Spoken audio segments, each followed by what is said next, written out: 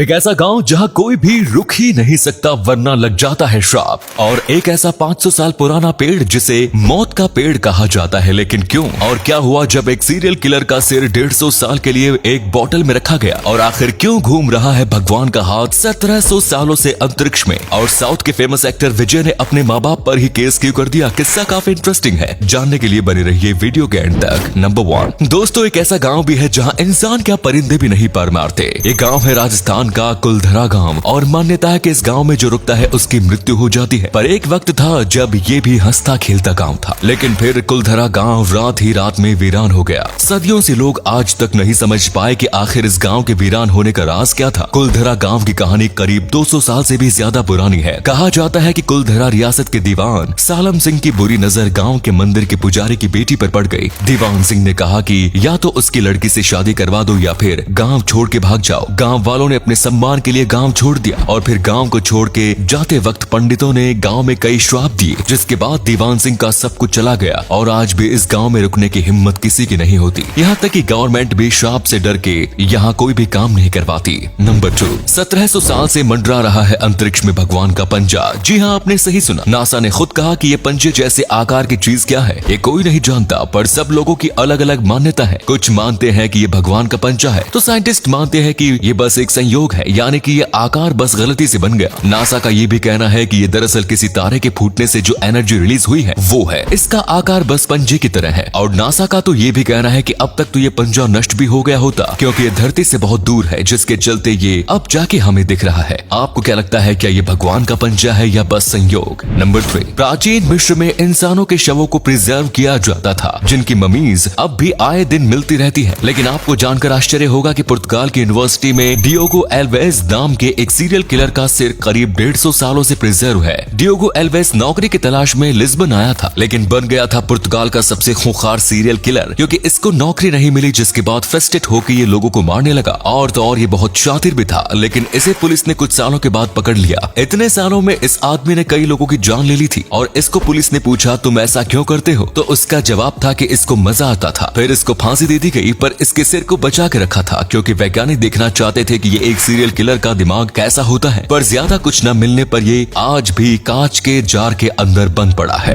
Number 4 Punjab के फतेहगढ़ साहिब जिले के चरोटी कला गांव में एक ऐसा बरगद का पेड़ है जिसे लोग मौत का पेड़ कहते हैं। इस पेड़ की जड़ें जिस खेत में जाती है वहां किसान खेती बंद कर देते हैं। मान्यता है कि अगर कोई इस पेड़ की जड़ें काटता है या फिर पेड़ के साथ कुछ छेड़छाड़ करता है तो उसकी या उसके परिवार के किसी न किसी सदस्य की मृत्यु हो जाती है। बरगद का ये पेड़ करीब 500 साल पुराना है। ये लगातार बढ़ रहा है। बताया जाता है कि एक किसान ने अपने खेत में फैली इस पेड़ की जड़ें काट दी थी, जिसके कुछ दिन बाद ही उसकी मौत हो गई। ऐसे कई मामले सामने आने के बाद गांव वालों ने पेड़ से दूरी बना ली और जहां भी पेड़ की जड़ें पहुंचती है वहां जमीन छोड़ दी जाती है। यहाँ के लोग इसे इसी वजह से मौत का पेड़ कहते हैं। क्या ये फैक्ट आपने पहले कभी सुना है? नहीं तो वीडियो को लाइक जरूर करें। नंबर 5 साउथ के मशहूर एक्टर विजय को तो आप जानते ही होंगे। हाल ही में सुपरस्टार विजय ने अपने पिता एस चंद्रशेखर और उनकी माँ शोभा सहित 11 लोगों के खिलाफ केस कर दिया। आपके दिमाग में चल रहा होगा अब भला कोई अपने माँ बाप पर ही केस क्यों करेगा? पर वजह सुन के आपको इनका केस लीगल लगेगा। दरअसल इनके माता पिता और 11 और लोग मिलकर इनके नाम और इनके फैंस का इस्तेमाल कर रहे हैं पॉलिटिक्स के लिए, जैसे कि फैन क्लब अकाउंट से लोगों को वोट मांगना, पोस्टर्स में इनका नाम और चेहरा इस्तेमाल करना और उनके नाम को किसी जनता पार्टी के साथ जोड़ना, जो विजय को बिल्कुल भी सही नहीं लगा, क्योंकि उनको लगा कि ऐसे करके ये उनके फैंस का गलत फायदा उठा रहे हैं। विजय ने ये रोकने को बोला, फिर भी उन्होंने ये काम पूरी तरीके से बंद नहीं किया, इसलिए फिर उन्होंने केस कर दिया। केस का नतीजा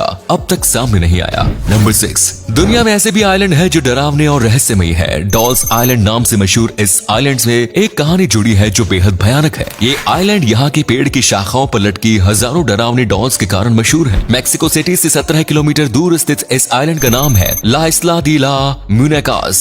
1990 में यहाँ हजारों की संख्या में पेड़ों से लटकी डरावनी डॉल्स मिली। कहा जाता है कि रात के समय पेड़ों पर लटके इन डॉल्स के फुसफुसाने की आवाजें आती है। इस आइलैंड पर सेंटाना बर्रेरा नाम का शख्स रहता था। उसके यहाँ रहते हुए एक परिवार यहाँ घूमने आया था, जिसमें एक बच्ची भी थी। इस आइलैंड के किनारे उसकी डूबने से मौत हो गई। कुछ समय बाद सेंटाना को उसी जगह एक डूबी हुई डॉल मिली थी जो उस बच्ची की थी। सेंटाना ने उस गुड़िया को उठाया और पेड़ पर टांग दिया। इसके बाद उन्हें कई डॉल मिलने लगी। जब भी सेंटाना को वहाँ टूटी फूटी डॉल्स मिलती वो पेड़ पर लटका देता। सन 2001 में सेंटाना बर्रेरा भी उसी जगह पानी में डूबे हुए मृत पाए गए थे जहाँ उस बच्चे की डूबने होने से मौत हुई। उनकी मौत कैसे हुई ये आज तक एक रहस्य है, क्योंकि उस आइलैंड पर वो अकेले ही रहते थे। अब डॉल्स आइलैंड एक टूरिस्ट डेस्टिनेशन बन चुका है और जो भी यहाँ घूमने आता है डॉल्स जरूर लेकर जाता है। नंबर 7 दोस्तों, दुनिया भर में कई ऐसी झीलें हैं जो रहस्यों से भरी पड़ी है। इंडोनेशिया की झील कावाह एजेन भी इन्हीं झीलों में से एक है। ये दुनिया की सबसे ज्यादा रेयर झील है। इस झील के पानी का तापमान लगभग 200 डिग्री सेल्सियस बना रहता है, लेकिन इस झील का रंग रहस्यमयी है, जिसका पानी रात में LED लाइट की तरह चमकता है। अब ये कैसे और क्यों होता है ये कोई नहीं जानता। इसके बाजू में कुछ ज्वालामुखी है। रिसर्चर्स का कहना है कि इन्हीं ज्वालामुखी की वजह से ये झील में रोशनी होती है।